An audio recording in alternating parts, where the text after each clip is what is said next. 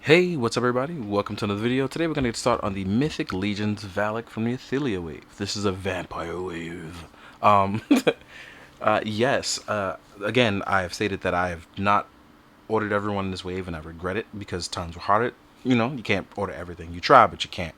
And more importantly, the more I play around with this wave, the more I realize I wanted everyone in this wave. And I was stupid not to get it. But I'm going to try later, and that's the important part. But I did get Baron Bologar, I did get Valik, and I did get Varg. So, the three that I did get, I'm super duper happy with because I think I made good choices with the limited amount of cash I had. So, yes, let's talk about Valik. Valik uses, for the most part, a brand new body through and through. We have our new boots, our new legs, our new just everything. Everything about this is brand new. We have our hooded vampire head, and I know this is going to seem loose throughout the video. There is a reason why for that. I'll get into it. But yes, I really love the overall look of this.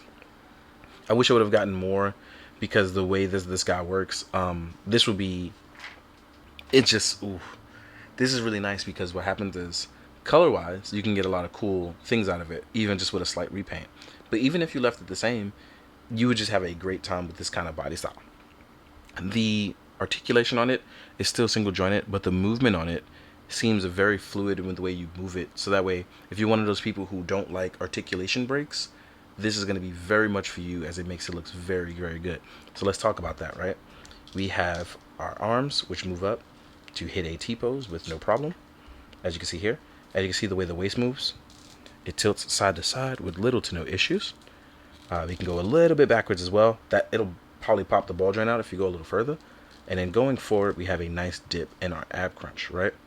All that being said, you can rotate your arms. You hit the 90 degrees. You have swivel on the forearms of the arm, and you have a excuse me, you have a horizontal joint maneuver there to help you out even further, right?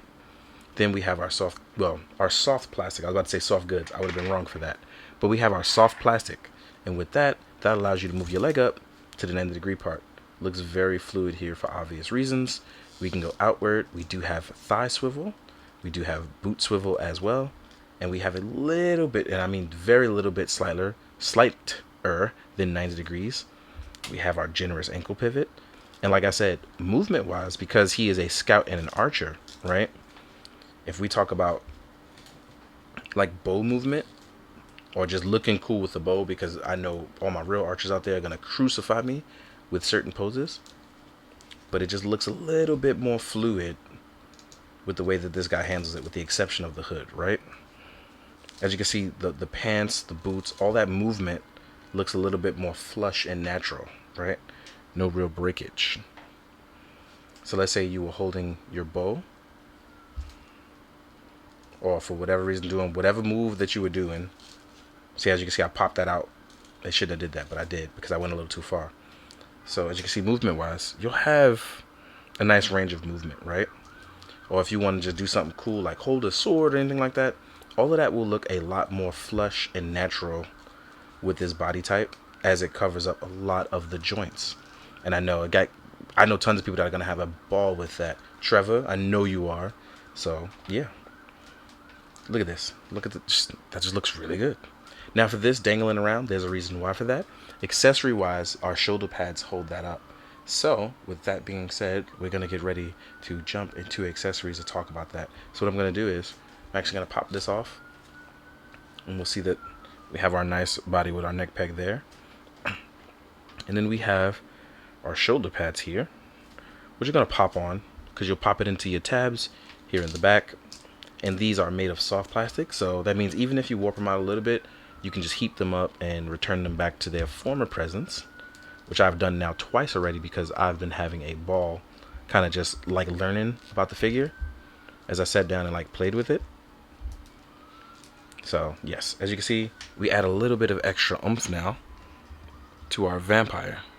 It adds that extra volume of layer right over him. And then this sits a lot better over the shoulders. And then we pop our head back on. We're also supposed to put a cape on, and that's because he does come with a very nice purple cape. It is not wired, so I'm not going to use it. I do have a wired purple one I got years ago made, but this one is very nice. And for those of you that don't do a lot, You just want it to sit flush. It does sit there very nicely.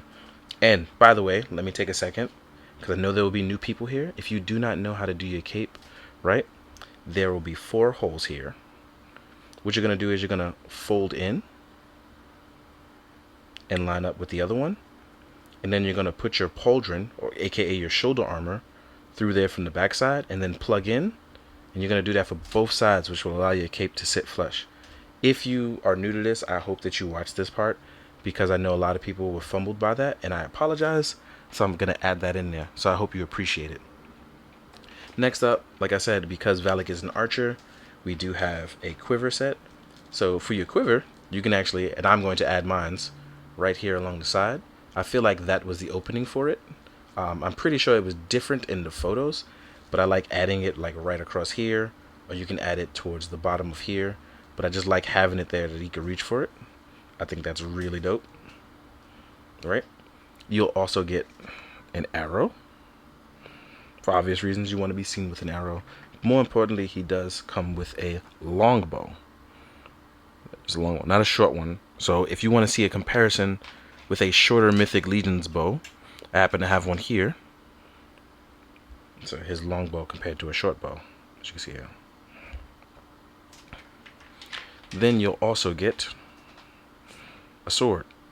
You still got to defend yourself in close quarters, because you and your bow can only get you so far, and when the enemy gets close, you want to be able to, you know, do that. Last but not least, we have our scout.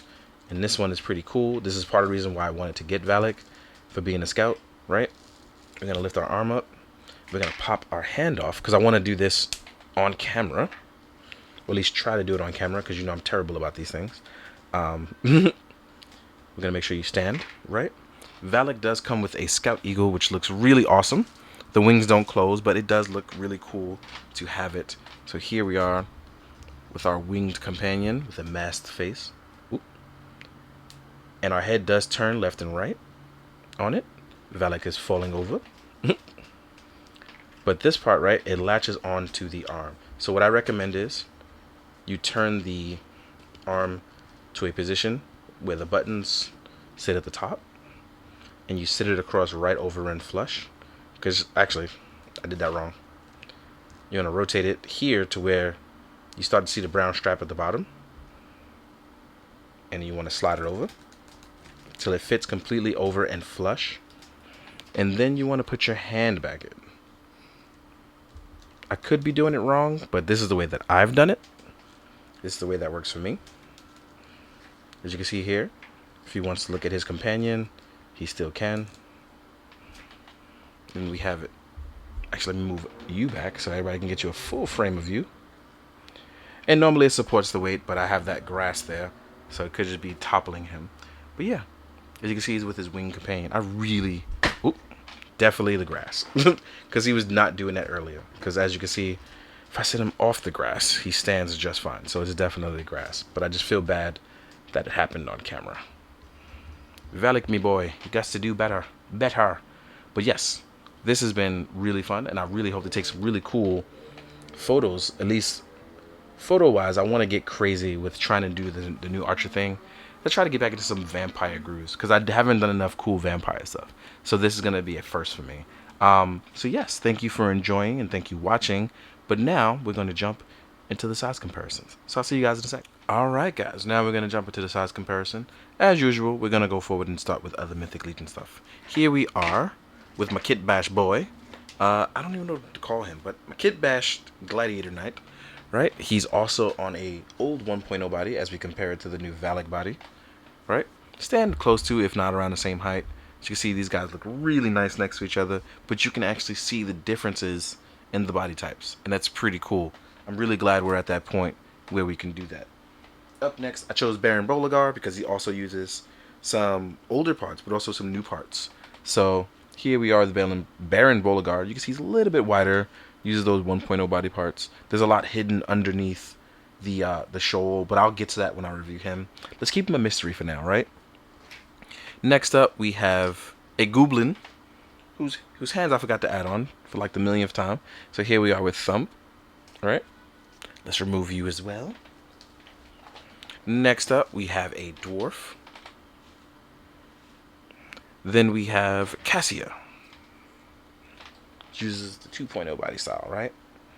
So as you can see, you see the different types of Mythic Legions body types that we have. We got a bunch of different stuff, but now we can start comparing it to the other things. So here we are with a Hasbro Marvel Legends and a Hasbro G.I. Joe Classified Outback.